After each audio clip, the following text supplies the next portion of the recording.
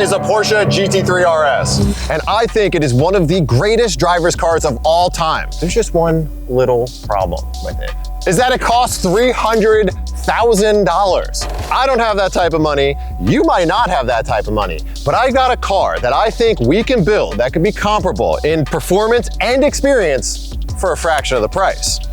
And this is a $25,000 BMW M3, but there's more to it than that.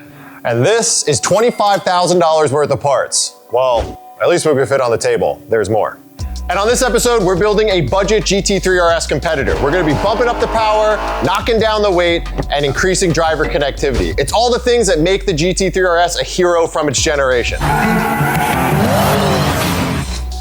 And then for the first time ever, Drivers Era is doing a car giveaway because I feel that this is the greatest budget car from the Drivers Era. And I want to share it with one of you guys. So every dollar you spend on driversera.com gets you a chance to win this car, all of these parts, a wad of cash, and a trip to California to come pick it up and do canyon or track day with the boys. All you gotta do is go to driversera.com, buy some merch, and every dollar you spend gets you a chance to win. Now, I guess gotta work on this thing.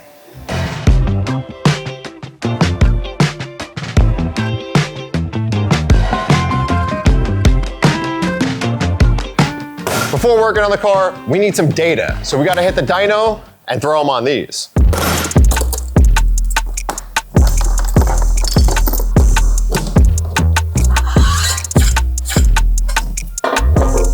We've got scales for the first time ever in the shop. The most important thing about building these cars is power and weight. We gotta get the power up and we gotta get the weight down. So first order of business, let's get the Porsche on the scales, and then we're gonna roll the M3 in stock trim, see what it weighs, and see how much we gotta take out.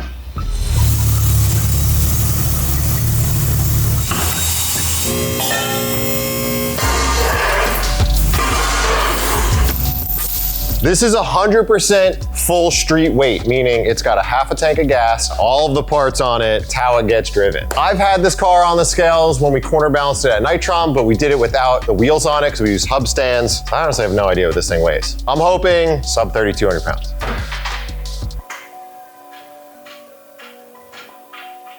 What are we working with? Whoa, that's good. It's sick. You know, there's little things you can do to take some weight out of it. Obviously, these aren't the most lightweight wheels because we went with a little baller HRE package. Steel brake car, floor mats, I don't know, whatever. 3176, cool. All right, so that's gonna be a big lift for the E92. I don't know what it weighs stock, but I'm telling you, it's nowhere close to that. So let's throw it on the scales.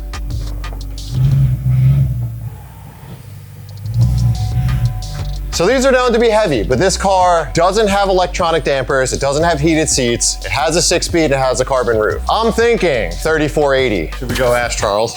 Yeah. I gotta go. We were looking for you. No. What do you think that the E92 weighs? Oh, wait, 3345.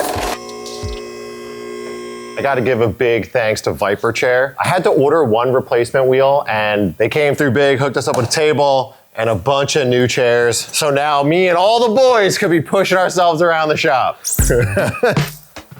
Dude, I just want to weigh every single car in the shop for no reason.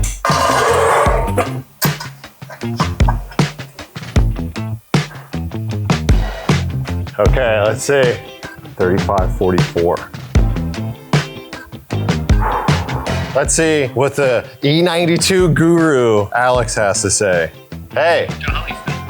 What do you think the E92 weighs? Yours? The one, yeah. Manual, right? Yeah, manual carbon roof. No mods? Yeah, essentially no mods. Coilovers. 35,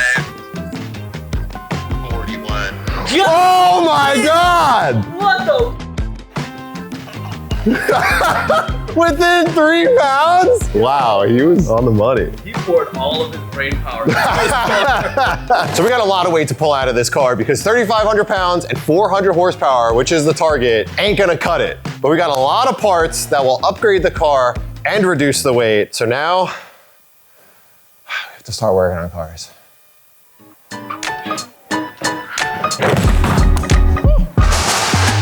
It's Christmas morning, boys and girl, and we got a lot of friggin' parts for this car. And this isn't everything, there's more. There's more stuff that hasn't shown up. As you guys know, I don't do build series, so what we're gonna do is each episode, we're gonna have a concept that we do something with the car, but along the way, we might have to add some more parts. This is what we're getting into in this episode. Where do I start?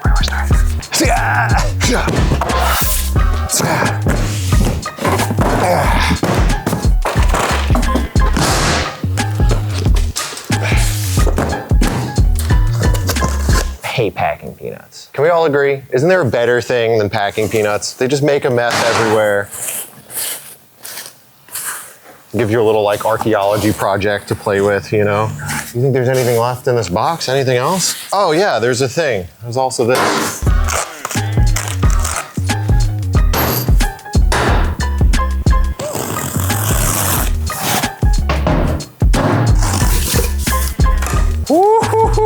You can't build lightweight cars without titanium. Oh boy. Dude, this looks sick. Oh, thank you, sir.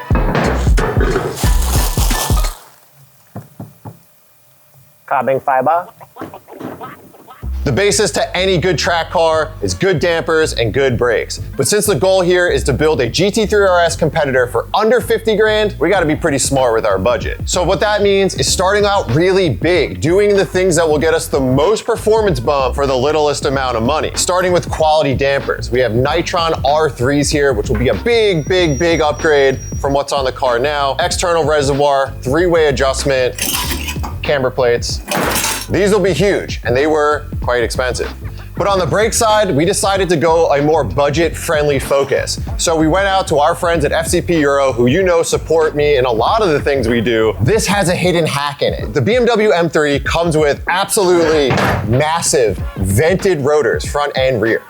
And because FCP has a lifetime warranty on the parts that they sell, that means that you could run these brakes and then warranty the rotors when they go bad. We're doing OEM brake rotors with an upgraded track pad and stainless steel braided line. And since FCP Euro has all of the things you need to build your Euro car, we've got all the OEM bits like brake pad wear sensors, anti-squill grease, ABS sensors. This will be a really simple and budget-friendly approach to having a great brake system for a track car. But before we throw these nitrons on the car, these are actually pretty sauced up because next door, not only do we have SDC, but I have my BMW guru friend, Mr. Alex Bernstein. No.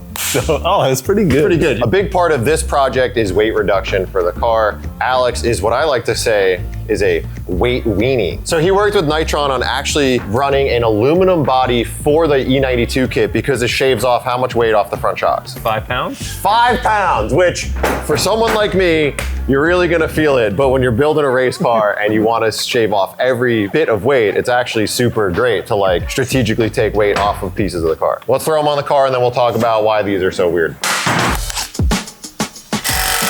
We brought in an extra set of hands. Our buddy Franklin over here. This is our whole toolbox. This is all we have to work with here, folks. We get a lot done for having one Boxo box here. Recycling budget. We're gonna sell these.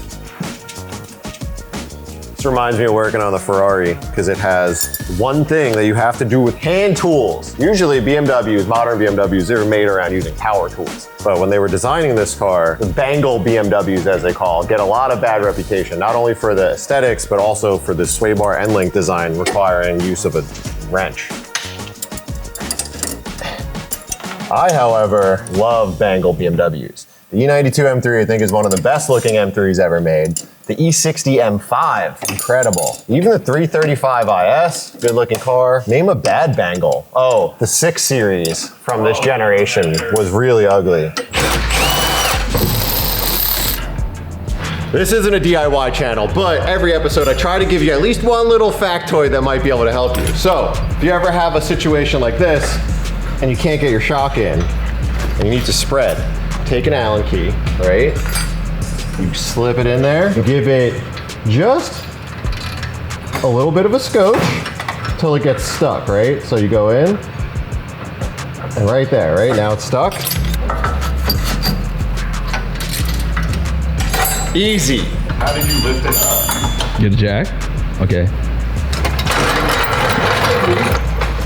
This is why guys like working on cars Stop together. jacking. Stop looking at the camera. Lower it. Lower. Hold on. The one woman at home watching this is now like, I understand why my boyfriend likes cars. And then you got Mom Tro watching like, what is he talking about? Talking about? Is that why my son was always with his friends? You wouldn't understand. Yeah, right there. There's a nut to my side. Dampers are in. Next up, we're gonna move on to brakes. So, as I said before, the E92 M3 actually comes with really large vented rotors. And although it's only a single piston caliper, I think these will do a great job with just a brake pad and brake line upgrade. And then the reason why we went with FCP Euro for the brake rotors is because these are actually pretty smoked. They have a huge ridge here, so these are probably very near the end of their life. With the new rotors, we could take advantage of their lifetime warranty program, literally be able to send our rotors back to them and get new ones time and time again. This way, it'll be a really cheap consumable item for the M3. It shouldn't be open as long as they just need you to see.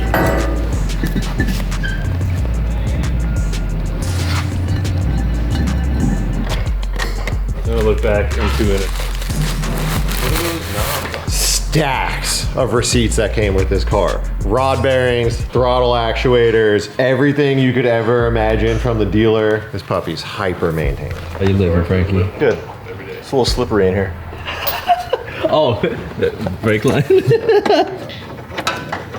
Ah, yeah, baby. Thanks, Mate. What's it like working on a car you're familiar with versus the Chevelle? I'd rather work on a modern BMW than work on an old muscle car again. Love you, Pops, but It you're broke on your own after this. Oh, yeah.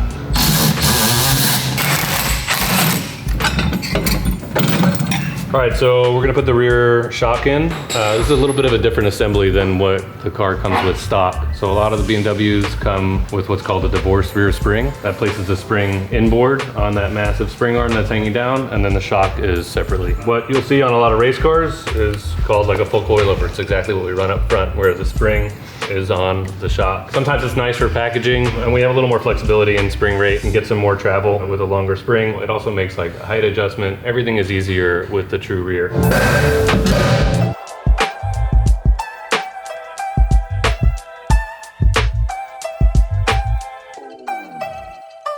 Got it. Got it. Okay. Keep the line up. All right, while we're back here, a quick way to remove some weight is to replace the battery. These stock BMW batteries weigh over 40 pounds. As you know, in all the cars, we run these anti-gravities because they're super light. Full-size battery, restart feature, really easy. And when we're talking about weight reduction at this big fat thing, anything you can do that's that easy and affordable is A+. Also, BMW makes it as complicated as possible to change your battery. Have you ever seen a battery with this much stuff going on top of it? Have you? All right, now we can finally see the battery. That's right. All right, so here's one nice thing about BMW. They probably knew, like, this is a ridiculous thing. We're gonna put a 460-pound battery in the trunk. So there's multiple holes down here, so you don't need a different battery tray. You literally just put it into the lighter weight battery hole. Stock goes in this one, right? Then they have mid-size battery and new battery. Pretty nice. I mean, look, if you're gonna make a sports car, 3,500 pounds. Pretty nice of you to actually put provisions for modifications, you know? Boom.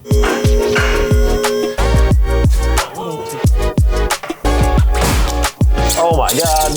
Yeah, just like that. There you go. Oh, shit. One of the greatest things about the E92 M3 is the engine. Not just the induction noise, but the exhaust. And the factory one is insanely heavy. It's got a lot of mufflers in it. It's like double wall steel. And then while we had an aftermarket muffler on the back, super heavy. We're not only gonna make this thing louder and more visceral, but we're gonna save a ton of weight by switching out to a Valvetronic titanium exhaust. So up front, we're still running high flow cats, but these are already saving a ton of weight. It's got the X pipe like the factory exhaust, resonators, and then the cool thing about this system is the valves. So basically, valves open. This is a straight through muffler through here. Valves closed. It has to go through the muffler out the other side, so it'll be much, much quieter. You get kind of a two-faced car. Nice and civil for around town or pulling up to your house at night, and then super wide open for on track or when you want to have fun.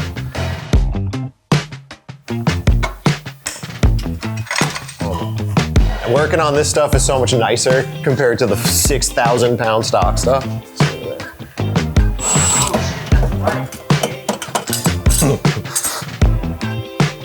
So it's kind of like,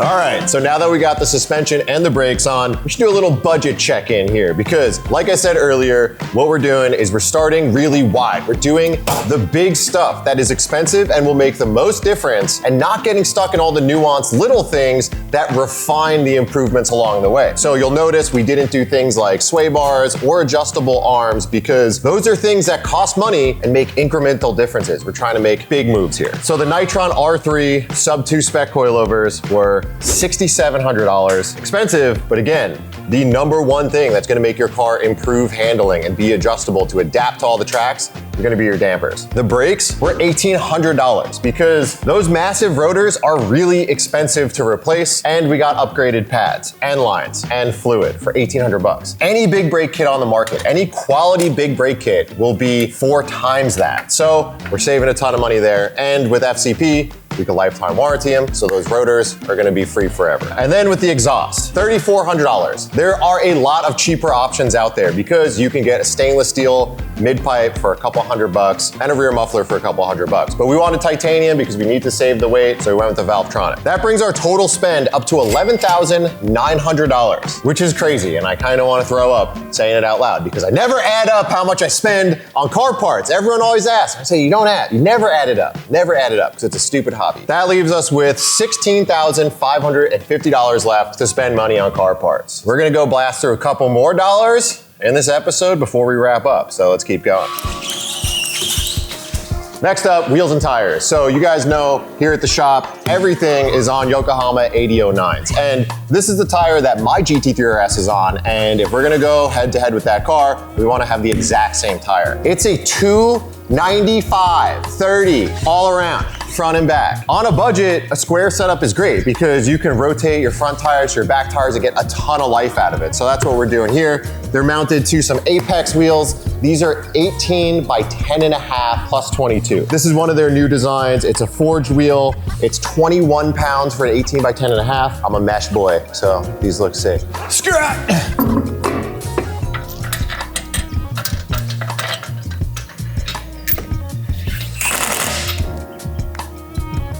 We'll dial in the ride height. This is why the E92 is one of the greatest production cars of all time. 295 up front, and there's room. Like I could put a spacer on there. 295, front and rear. Insane.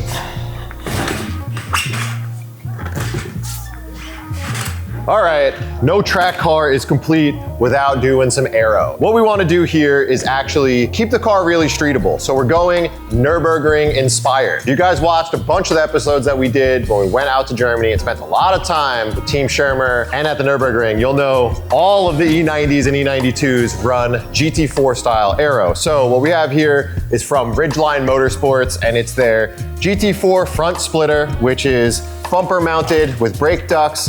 It's about a 3-inch splitter in the front, so it'll give us some added downforce. And then we have their GT4 style rear wing here. I used to not love this style of wing, but I've really grown to like the Club Sport GT4 look. So this is gonna come in clutch because it'll be streetable, still give us that added downforce to help us go faster around the track.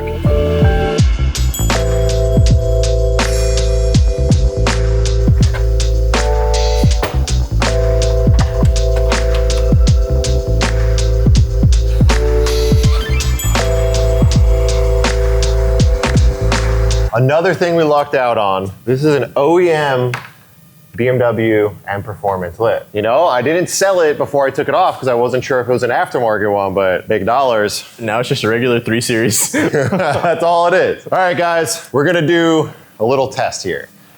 Because I saw on Instagram something that seemed to work, but you know, the internet is full of lies. Not here, not on this channel. Taking this stuff off could be quite a pain in the dick. I saw a little Instagram reel that said you could use the back of a valve stem as an eraser wheel.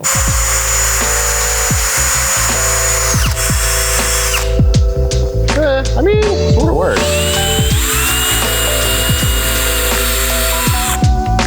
Honestly, this works. We'll have to polish it and stuff after, but.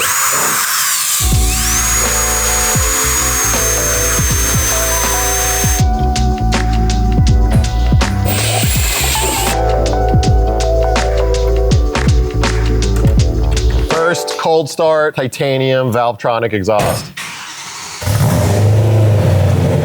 Wow.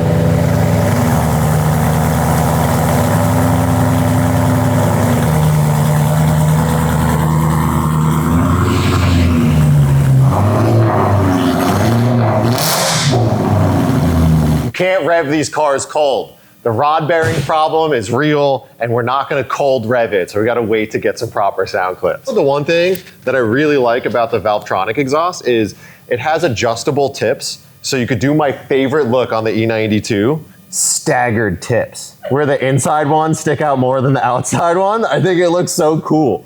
I love that.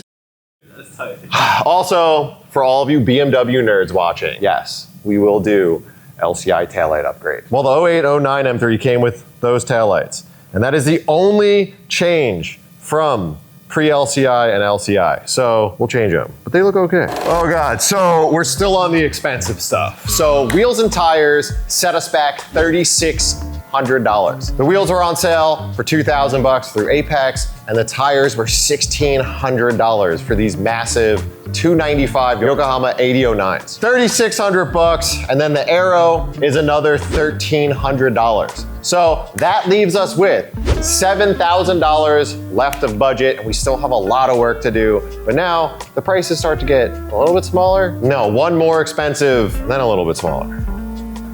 Best thing about being an entrepreneur is getting to be your own boss. This means you get to break your own rules. And I'm doing this one for you guys. Because this does not fit in our budget, but it is an essential mod for the E92 M3. And I want you guys to be able to have it because this is an eVenturi carbon fiber intake system. And it adds 0 horsepower. That's right. These guys are not BSing you and saying that it adds power to the car. What it does do is allow the individual throttle bodies to absolutely sing. Carbon fiber is thinner than the plastic, and it really opens up the sound of the intake of the car, and it is incredible. I had this on my E92 M3, and it literally changed the car. So even though it doesn't fit into the budget, and it's not increasing power to make it compete with the GT3 RS, it makes the car so much cooler. So we're gonna put that in, and we're not gonna put it on the budget, because I said so.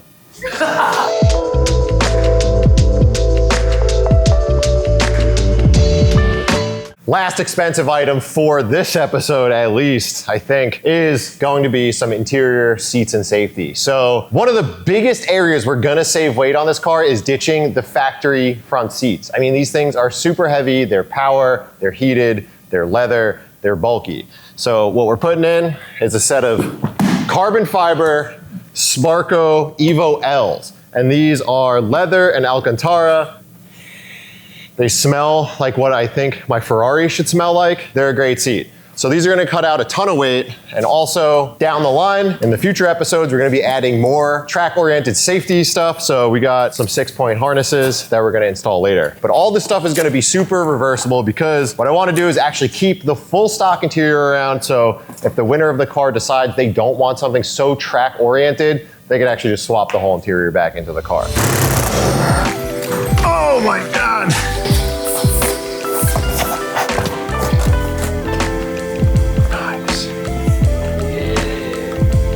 I think that they're just like this. Like it's a little pull-up tab.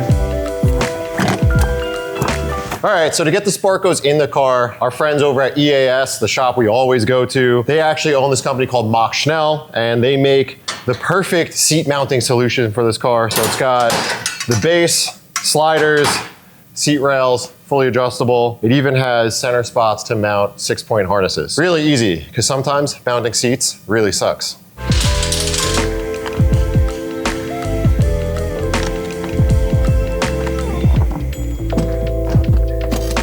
This is what makes this car so cool. If you've heard the term ITBs, or individual throttle body, thrown around and you don't know what it is, this is essentially what it means. Normally, there's one singular throttle body, which is the thing that lets air into your engine. But on this car, it has 8.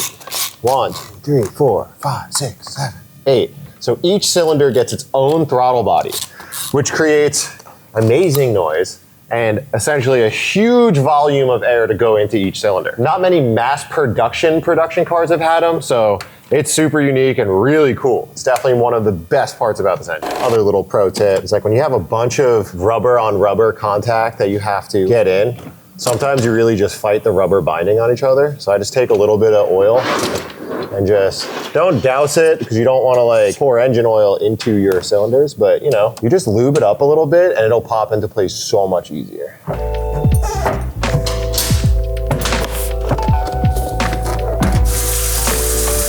Air scoop. All right, we got the seats all installed, and this was another big setback financially. But I wanted to go with leather seats so it felt more premium, because we're trying to build a car that feels like the GT3 RS. I didn't want to cheap out and put like a cloth seat in. So the Sparco seats and the Mach Chanel install kit set us back $5,000. But seats are expensive. I mean, you could buy some used seats, but I looked around and there was nothing that was like a nice premium leather, so I figured just bite the bullet and get new. And then we did have to get studs, because the wheels just barely touch the coilover, so I went down to Motorsport Hardware. I got a 5mm spacer and their stud conversion kit, which set us back another $150. So, looking at the notes, brings us out to $4,850 left. And guess what? We're still not done. But before we head out to the next spot to go spend more money, we're gonna throw this car on the scales, see what it weighs, and then we're gonna go spend more money and do more mods.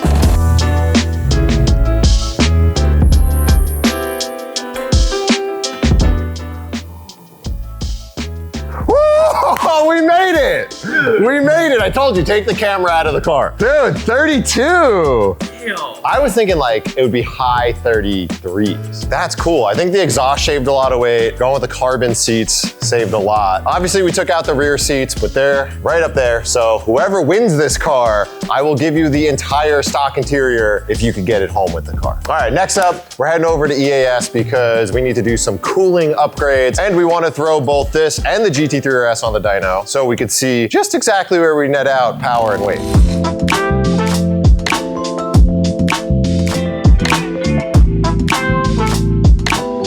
All right, back to our go-to BMW shop, European Auto Source, where we're gonna use a dyno for not just the M3, but also the GT3 RS. Because the last time we dynoed this car, it made 420 horsepower, but it was also 110 degrees outside. So we're gonna see what it puts down here on the same dyno as the E92 M3.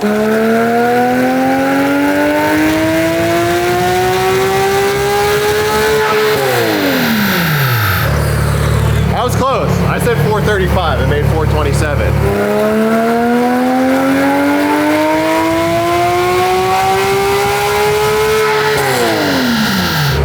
At this rate, we do another 20 pulls, we'll make 500 horsepower. So we're also going to be doing a cooling package on the E92 M3, a radiator and an oil cooler from CSF. And these aren't just maintenance, they're also upgrades because they're going to help keep temperatures under control while on track. Last thing we got to do before we dyno the car is, because we did a bunch of upgrades, is we have to remap the ECU. So Alex here has been working with a company called Epic Motorsports, and they have a map that should make the most power of the car, but I'll let him tell you about it. So yeah, Randy at Epic has been working with these cars and the E46, S54 cars for a really long time. He is a proper motorsports dude. These tunes were made for these cars on the racetrack for big pro level race teams back in the day when they were still campaigned. We just haven't seen any other tune make more power, more consistently, error-free for so long. After we do the simple bolt-on mods like the X-pipe, the pulleys, the intake, we just need to calibrate the engine and unlock what's left in there. Honestly, if we can make 400 wheel, that puts us really close to GT3 RS. We're gonna be a little fatter and a little down on power, but a lot heavier in the pockets.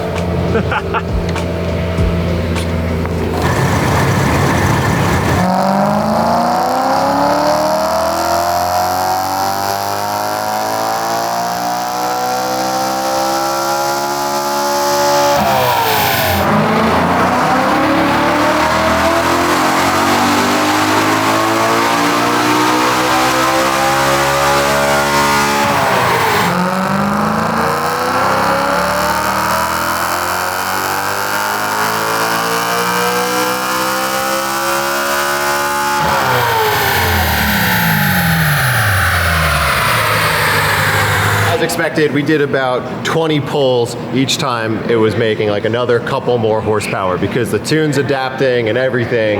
But where we netted out, a little bit less than I expected, 384, but it's because we're running a catted X-pipe. I think we could probably pick up, Steve says, like 10 to 15 horsepower by removing the cats, but because we don't know where this car is gonna go next, figured we'd try to keep it as legal as we can.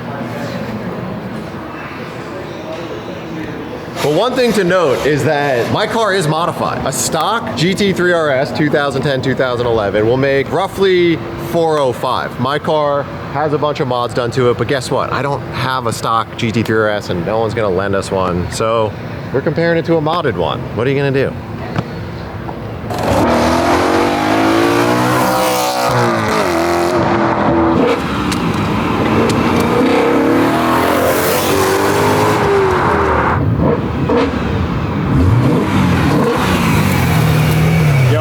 Sick. This car is exactly like my 360 in that it has two personalities. Valves closed. You get a ton of intake noise from the Eventuri carbon plenum. Then you open it. And it's too loud to hear the intake. So it's sick. You pretty much get two cars in one.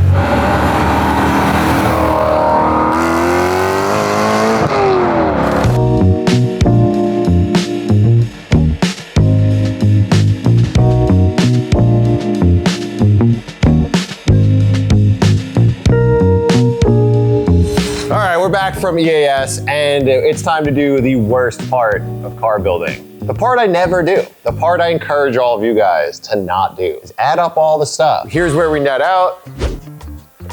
The coolers ended up costing $600. The pulley kit was $300, and a big one was the Epic Tune, comes in right around 900 bucks. And we're not done modifying it. We are for this episode, but I've got a lot of fun episodes happening with this car in the future, so we're gonna continue to upgrade it as we go. But I think we did a lot this episode. We bumped up the horsepower to 385, and we knocked down the weight to below 3,300 pounds. So this thing is shaping up to be a really good GT3 RS competitor, and if you ask our boy Jolly behind the camera, it is really fun to drive.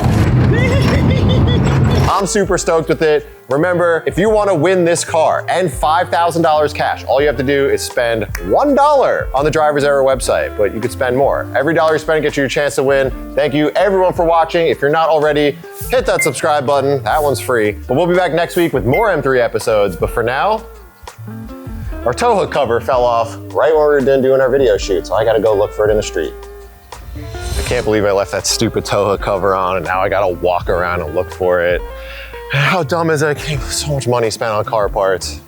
I mean, it'll be good, but it's so stupid. I've never added things up before in my life, and now here I am thinking about how much money I spent on car parts. It's so stupid. Oh my God.